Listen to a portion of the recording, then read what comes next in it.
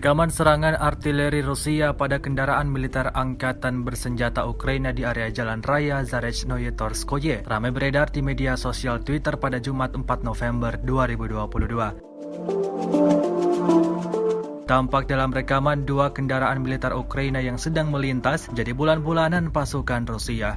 Terhitung sebanyak 2 kali serangan artileri diluncurkan ke area jalan raya tersebut. Akibatnya satu kendaraan militer Ukraina meledak hingga hancur lebur.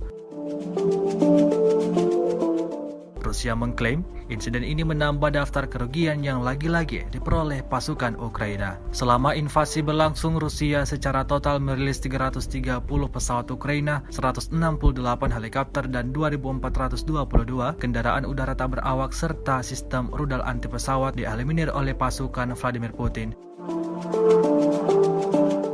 Sementara itu dari kubu Kiev, Kementerian Pertahanan Ukraina melaporkan 730 tentara Rusia dieliminir dalam 24 jam terakhir.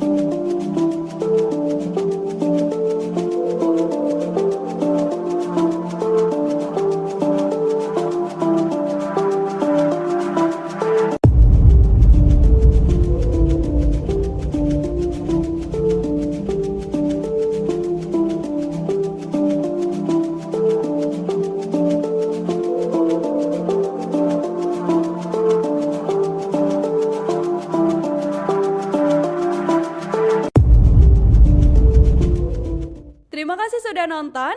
Jangan lupa like, subscribe, dan share ya.